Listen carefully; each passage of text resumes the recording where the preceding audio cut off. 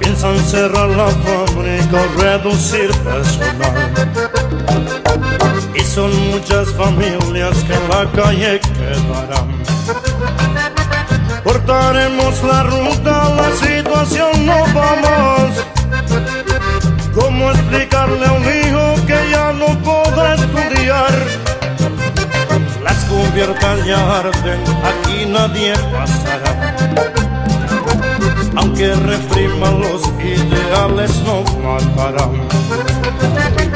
¿Dónde están las promesas que los políticos dan? Cuando hay elecciones al pobre hay que engañar. Soy piquetero, solo pido trabajo con este fuego. Soy piquetero, pan para mi familia es lo que yo quiero. Soy piquetero, porque nadie me escucha, voy a luchar. Soy piquetero, solo pido trabajo con este fuego. Soy piquetero, pan para mi familia es lo que yo quiero. Soy piquetero, porque nadie me escucha, voy a luchar.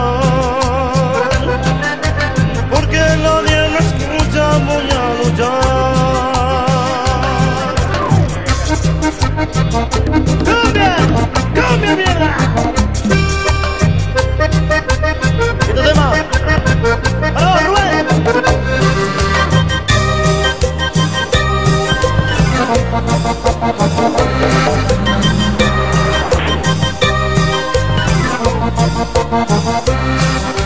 Llegan los camioneros para también reclamar.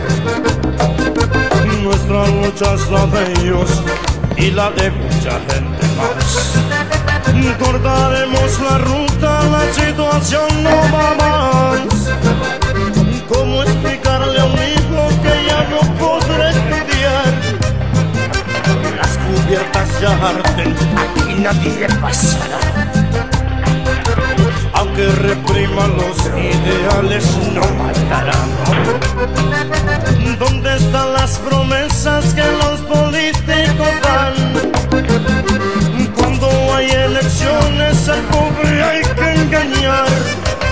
Soy piquetero, solo pido trabajo con este fuego. Soy piquetero, pan para mi familia es lo que yo quiero. Soy piquetero, porque nadie me escucha, voy a luchar.